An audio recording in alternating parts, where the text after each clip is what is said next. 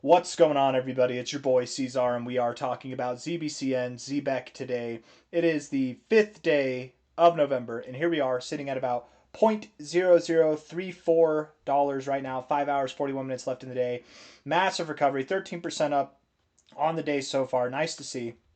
From the low, overall, we have seen a total recovery of 30% of a pump. That's phenomenal, guys. Very, very good reaction here. This is exactly what you're looking for. If we're looking at this from a low to a high, you tipped your 786, came right back above the golden ratio, and closing back above this golden ratio I think is very important. It really does help cement this as a low. We're finding support at the same area that we found support on the 10th of October, and while this to me is not really real price action, it does show some kind of productiveness when it comes to this buying zone, this buying floor that is down here at about 0.0028.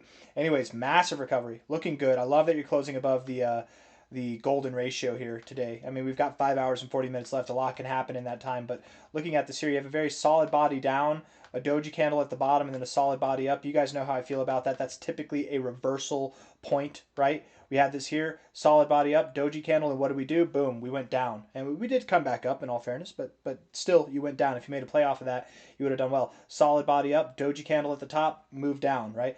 Solid body down, doji candle on the bottom, you moved up. It's a very flawless kind of dynamic with this. A lot of these candlestick patterns, they can be deceitful, right? Like here you've got large wicks to the upside. You would expect to go down if you're doing like the fundamentals of candlestick analysis, but with this little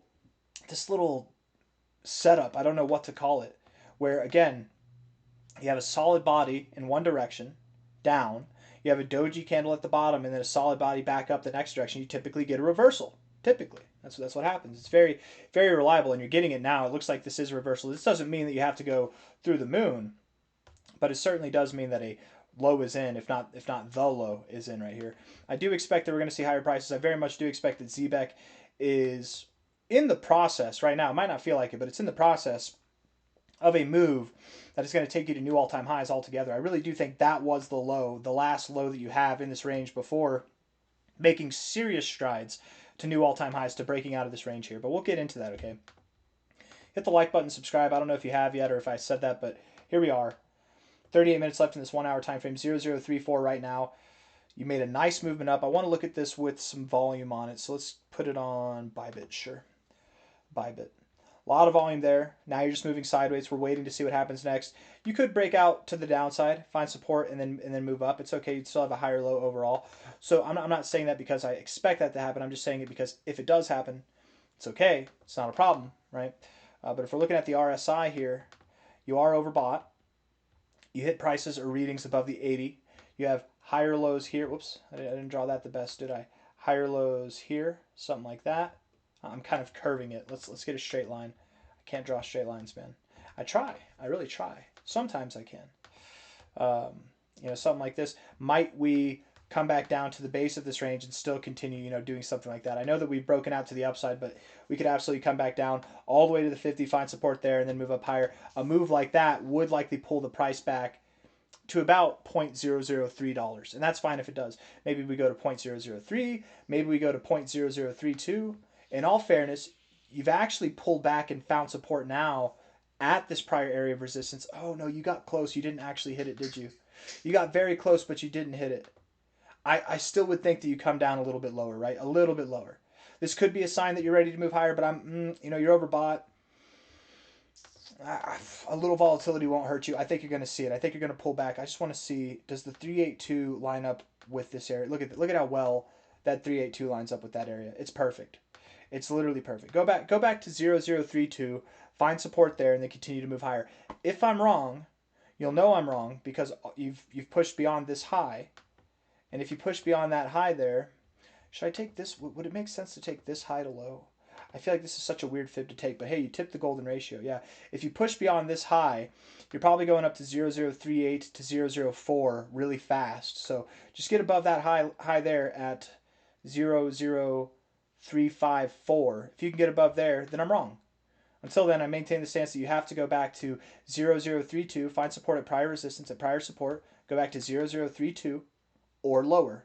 find support, and then continue to rally. That's my perspective at the moment, okay? Bitcoin continues to move up higher. We're at 104K now. Reclaiming every $1,000 above 100K is important. We need to do this. I think we're going to. I think we're in the midst of a massive recovery. The whole market knows it. The only people that don't know it are the people who are swallowed by fear right now.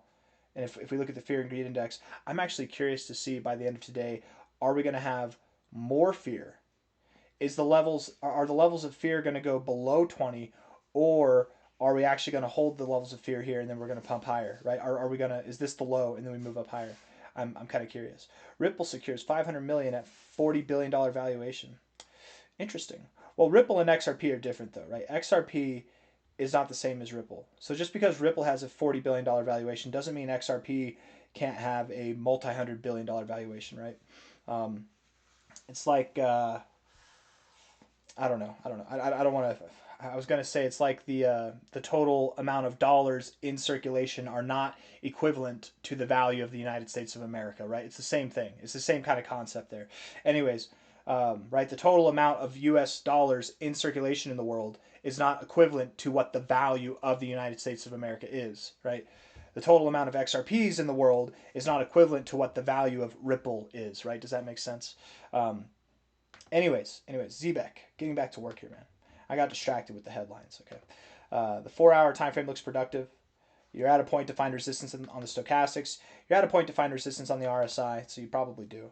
MACD looks great. I mean, it's actually sad overall, but you're looking great right now. Prospects to go higher. That's nice.